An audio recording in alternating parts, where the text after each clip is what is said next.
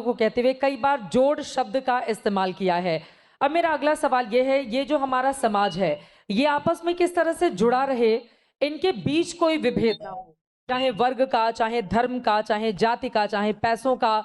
ये जो ऊंच नीच की बार बार हम बात करते हैं, देखिए जब हम काफी समृद्ध हो जाते हैं ज्ञान के तौर पर, आप इतना पढ़ते लिखते हैं और आपकी बातें बहुत दूर तक असर भी करती हैं, हम एक दूसरे से किस तरह से जुड़ें ताकि एक समाज के तौर पर हम आगे बढ़ें, एक देश के तौर पर हम आगे बढ़ें। और मान लीजिए एक हमारा दोस्त है, वो पारिवारिक तौर पर बहुत संपन्न है, हम थोड़े कमजोर हैं, तो हम उसको भी मदद कर पाएं जुड़कर, ताकि वो भी अपनी जिंदगी को आगे ले जा सके, बेहतर बना सके। देखिए, हम जब देखते हैं दुनिया को तो यहाँ सब कुछ अलग अलग है। आप बैठिए, मैं बैठा हूं, हम में भेद ही भेद आपको दिखाई देंगे। ये इतने लोग यहाँ बैठे हैं, किन्हीं भी दो लोगों की शक्लें भी एक जैसी नहीं है। कोई भी दो लोग ऐसे नहीं होंगे जो बिल्कुल एक ही पल में पैदा भी हुए हैं। उम्र भी सबकी अलग है, सब कुछ अलग है। विविधताएं ही विविधताएं हैं, माने भेद ही भेद है, माने अंतर ही अंतर है। तो फिर हम एक कैसे हो जाएं? तो एक हम बस वहां हो सकते हैं जो हम सब में साझा है। और अगर हमने उसको नहीं खोजा, नहीं जाना जो हम सब में साझा है, तो हमारी मजबूरी हो जाएगी एक दूसरे से लड़ते रहना। क्योंकि अलग तो हम हैं ही, हम नहीं इसको इनकार कर सकते कि हम अलग नहीं हैं। और पाखंड करके हम कह दें कि हम एक हैं, हम एक हैं, तो ये बड़ी ऊपरी एकता होगी जो चलती नहीं है। हम कह सकते हैं कि भाई हम इस आधार पर एक हैं, उस आधार पर एक हैं। वो बहुत तरह की इस तरह की फर्जी एकताएं लाई गई और इतिहास ने उन सब एकताओं को बिल्कुल खंडित कर दिया, उनको चूरा चूरा कर दिया, कहीं का नहीं छोड़ा। कोई एकता चलती नहीं है।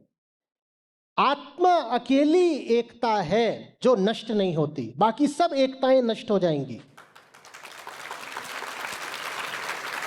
क्योंकि आत्मा का अर्थ ही है वो जो शरीर, समाज, प्रकृति और संयोग से परे है, जिसमें कोई भेद नहीं होता, उसे आत्मा बोलते हैं। आत्मा माने वो जो ना आपको शरीर से मिला है, न समाज से मिला है, न मन का है, न संस्कार का है, उसको आत्मा बोलते हैं। सारा अध्यात्म आत्मा को ही अनावृत करने का प्रयास होता है कि आत्मा के ऊपर जो मैंने अहंकार चढ़ा रखा है ना, उसकी व्यर्थता देखूं और उसको हटा दूं, छोड़ दूं। और जैसे जैसे व्यक्ति आत्मा को हासिल करता जाता है, वैसे वैसे उसे दिखता जाता है कि जो भेद थे वो तो सब ऊपरी थे। बिल्कुल, हम भेदों में लिपटे हुए थे। बिल्कुल। मैं कहूं मैं पुरुष हूं, आप स्त्री हैं, मैं फलाने जगह का रहने वाला, आप दूसरी जगह की रहने वाली, ये तो ये भेद थे। और जहां भेद है वहां लड़ाई होगी। तो लड़ाइयाँ लाजमी हैं और लड़ाइयाँ होती रहेंगी। मनुष्य का पूरा इतिहास लड़ाइयों का इतिहास है। आप हिस्ट्री पढ़ने जाते हो, वहाँ बार बार आपको क्या बताया जाता है? 1192 याद करो, 1526 याद करो, 1757 याद करो। ये सब क्या है? लड़ाइयों के साल है।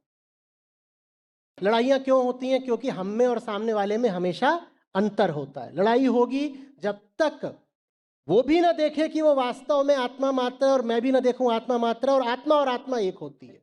आत्मा और आत्मा बस एक होती है। ऊपरी काम करने से आत्मा की प्राप्ति नहीं होती है।